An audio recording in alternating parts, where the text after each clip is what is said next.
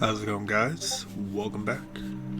So basically, after we just left Dracula's throne room, or got done talking to him, he tells us to take a look around. So we're actually going to come down here. Oh, 1 second, guys. I apologize for that. I had to turn off Steam.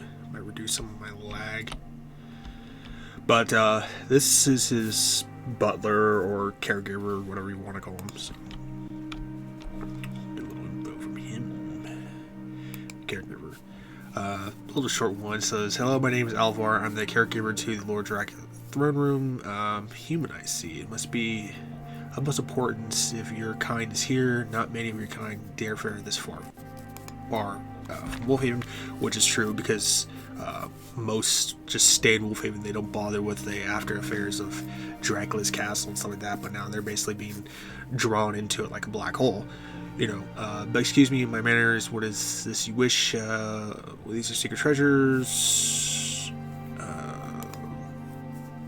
Basically, in the sense, it's just telling you this is just a side mission. So, manners, the treasures, gems that can't be found anywhere else on this island. What you wish to see them? I'm afraid that cannot happen. They are not for human eyes. Depart upon the locked door, at least to our Lord's chambers. But nobody is allowed there, of course. However, I do know he made a statement. If anybody could ever recover the sacred lost crystals from the castle, they would be awarded to enter his chambers. But a feat like that has never been accomplished in over a century. Furthermore, it's unlikely you will collect them all in your lifetime. But it's to your own free will to search for them. But I do know you won't be the only one looking for them. The notorious Thieves Guild has been trying to. Their hands on them forever since they decided to organize themselves. No idea where their base is, but nothing but a bunch of rats. In the darkness, I will say stay away from them, but I've taken enough of your time. Farewell. Thunder seems to... This is a more important storyline part here. Thunder seems to be booming from the outside and shouting from the top of the castle. Alvar, what could possibly be happening? Make haste and check out Dracula. So, as in the last part, he said he smelled rain. Perhaps a storm is coming in. Well, in this case, it's definitely a storm, but not the storm you may think. So basically, you would come up here, and it says, "Door's locked. Maybe we should visit Carolina's tower first. Must do an order to proceed." So basically, you have to travel to Pirate's Port, and that's where you get to more of the storyline. So what we're going to do is we're going to pause the video here. I'm going to travel to Pirate's Port. I'm going to make sure everything's loaded in, and then we'll continue on from there. Alright guys, we're back. So the video probably would have taken a little longer too, because I had a bunch of stuff I had to go downtown to do. So super fun for that. But it also seemed like a couple of seconds for you guys. So basically, you'll eventually come up to Pirate's Port, and you'll come up to this place. Or this is Carolina's Tower. Now it says, "Seems the bridge has been broken in decades. No sign of repair," which is true. And you're gonna have to kind of make your way through here. Don't fall; you'll end up in water, and it's just more pain in the ass to get out. So basically, this is Carolina's Tower. Let's see here. All stay out or else. We're going in anyways. It seems nobody has lived here in years. The room is cold, which is cold and broken and, cobwebs and everything. The furnaces are stone dry and dust on the desk. True. This is when we come up to here. This is where Caroline and her family, well, this is where she lives now.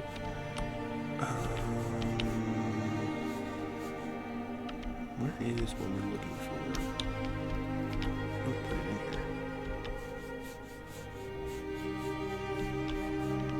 here. Uno momento. Alright, sorry about that, guys. Got one little thing here. So this is basically the story part 2. This basically tells you how Carolina became to be a vampire. And it's a very long story, so this will probably be might be the end of the video, we'll see. Carolina, I write this in my journal in case anybody reads this. Me and my family have been cursed. My parents got it worse. They are slowly dying. Some sort of black goo is coming from their eyes, and their veins turning black.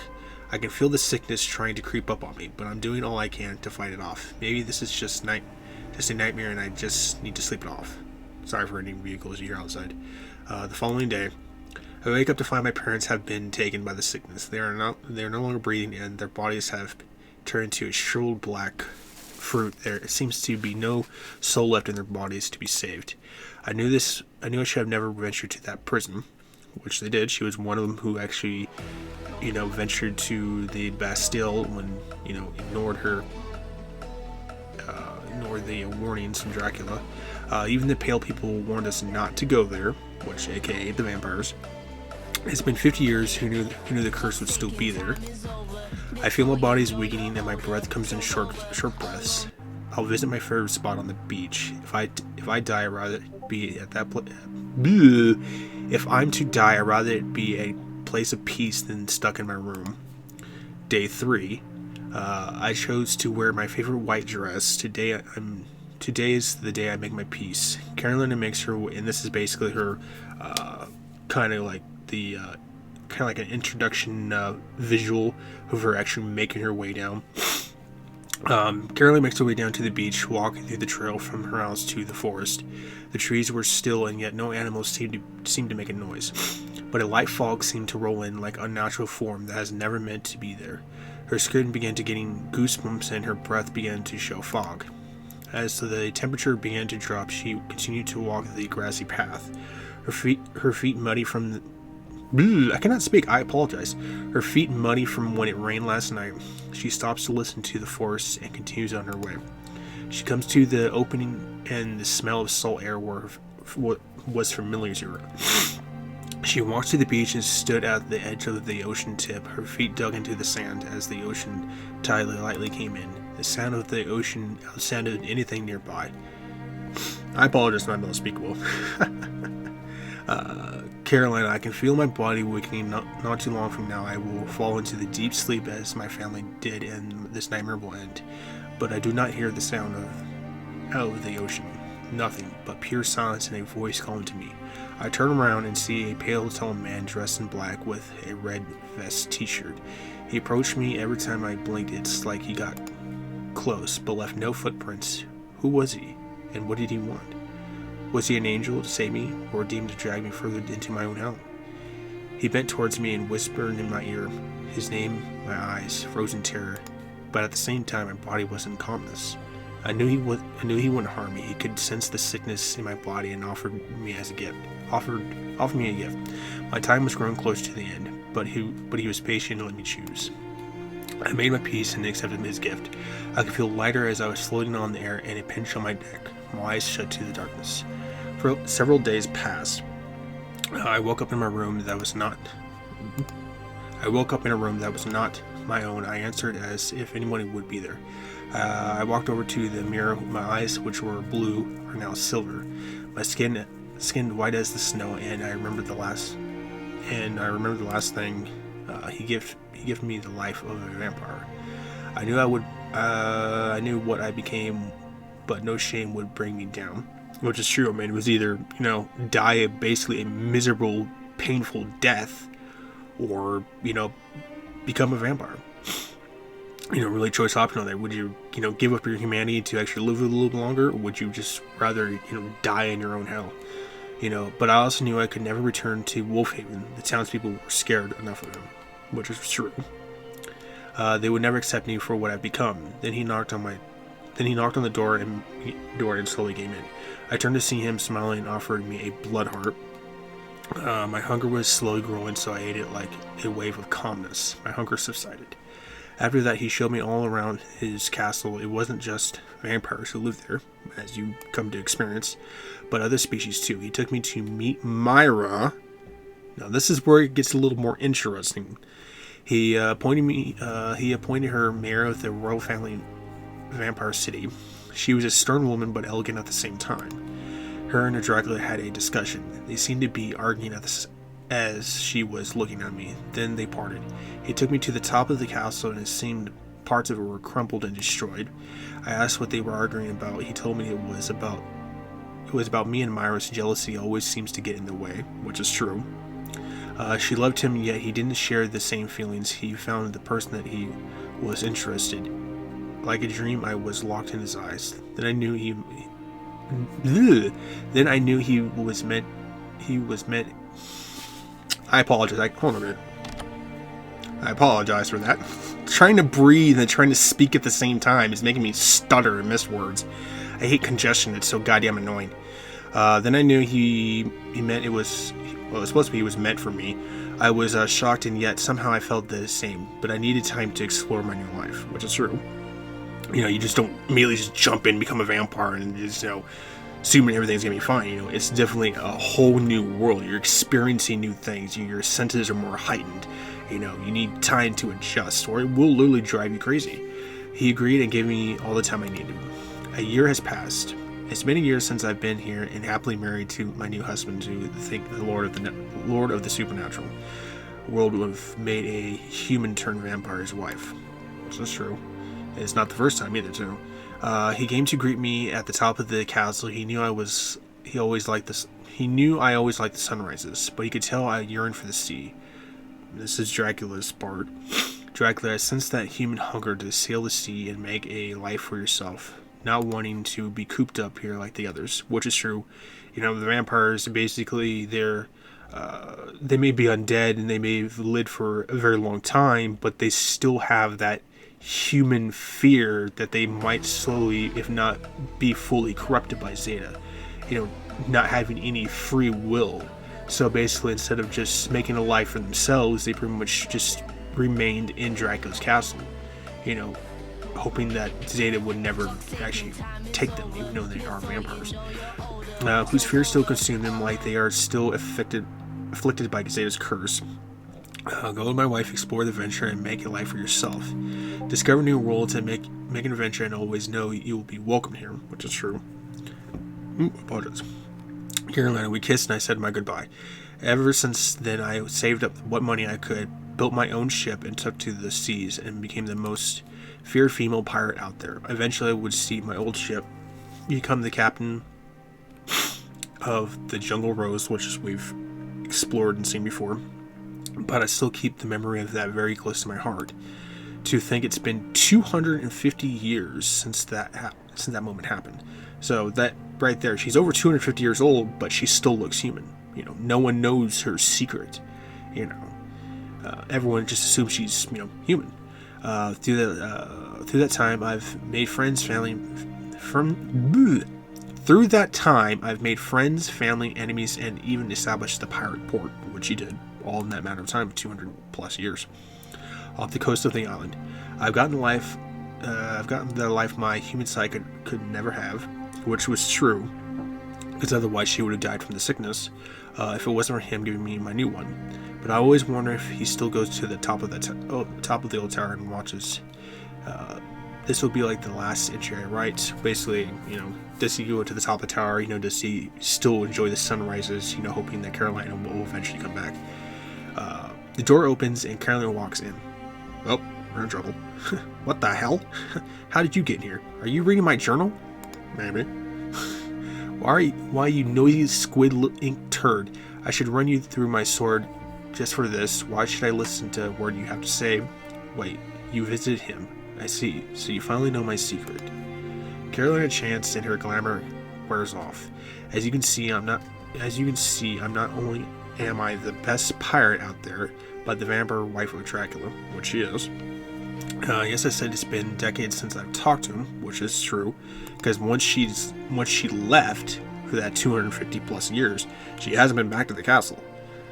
So not seeing your spouse for over 2 centuries, would you or my crew believe me if I said it was over 200 years since the last time we talked?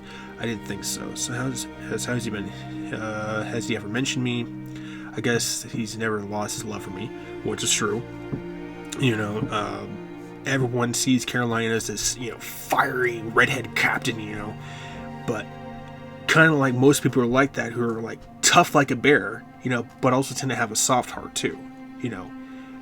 They never let people get close enough to them, and for good reasons. Some people like that, some people aren't. Well, you know what they say about true love. How could he just leave me? Did he not learn anything from being over there? There may be undead, doesn't mean we're safe from Zeta's curse, which is true. Because eventually, like I explained before, they are undead, but the corruption will slowly still affect them until Zeta is completely gone. They still have the ability to be influenced by Zeta's corruption. It just takes longer. Wait, you let Zeta out? Are you insane? What do you mean you were tricked? Which is true. I see. What does he plan to do about his kin? Which is talking about Zeta. I see. Doesn't surprise me. He wouldn't tell a stranger. And yes, I know about the stranger. And yes, I know about the here. I don't know what the hell was talking about. I need to have a talk with. Oh yeah, he was talking about Rickett. That's with the whole morale choice. She basically found out what Rickett was doing. Took over Pirate Port while she was gone. Saying that it was his, so on and so forth like that. As Carolyn goes on, she begins to shudder as if she was cold. Do you not feel that? Like a bitter cold in the air, hero. You need to listen to me. Listen to me. Husband's Castle. Well, it's supposed to go to Husband's Castle. I don't know why some of these words are cut out. I have a very, very bad feeling something is happening there. I'll try to get there as quickly as possible. I need to inform my crew. Now, go and be quick about it. So, I apologize for any of the stuttering and having to pauses and stuff like that. But like I said, I'm like congested, so it's like trying to breathe and talk at the same time. It's like maybe trying to speed up my words and stutter my words, and it's goddamn irritating, thanks to allergies. So basically, since you find out that Caroline is 250 years old, she's the wife of Dracula, but her human side or her human emotional side still basically hungered for the sea. Everyone has that type of area. You like to explore the mountains, you like to explore the forest, you want to visit the ocean. You have that yearn to be in those certain type of places. Some people have a yearn just to remain in big cities. They don't feel right going out to the countryside. They have that yearn to be surrounded by people. But her case is more of, going to the ocean, exploring a life that she never would have had if Dracula never actually saved her, And ever since then, it's been 250 years since they've seen each other. She's became, a captain. She's built Pirate's Port. She's actually made a name and reputation for herself. And, here comes your character, and, quest to save Wolfhaven, quest to save the people, only to be tricked, and not having the information you need. You accidentally release Zeta, upon the world, and now all this is just pretty much blown up in your face, and everyone's feeling the shockwave of what's actually going on. Dracula's not doing anything. He's not saying anything, giving out any plans. Everyone's starting worried. It's starting to start a big civil war. And it's literally all on your character to try to figure out what to do, who to take out first. Do you take out the Empire? Do you stop Zeta? Do you stop the cult of Zeta? So it's like all this is literally crumbling down and onto your character. So, kind of like an anxiety type of situation. But this will be the last video, and then we have one more, because the final one is the end of the game. And I don't know how long this video is, because like I said, I ended the video and then had to go downtown to do a bunch of stuff, and so I do apologize if this video is kind of like one jumbo mix of crap. But like I said, there'll be one more video. I will not be here tomorrow, so I will try to get the last video out for you guys on Thursday or Friday. So expect to see around there. And that'll basically end the Dracula DLC. So I apologize for any of the lagginess, any of the cars going by. My computer sounds like a Harley Davidson. I apologize for any of that stuff. But hey, that's life. You can't really do much about it. So once we finish up the Dracula DLC, that'll pretty much be it for Minecraft. I have a few games that I'm going to have to test run to make sure they actually work this time. And if they do, then those I'll pretty much announce it on like Twitter or Discord and let you guys know which next game walkthrough we'll be doing. So either way, hope you guys' Tuesday's going good. Hope you guys are staying safe and healthy. Hope you guys are wearing your masks. Happy November. And I'll catch you guys in the last video. Thanks, guys.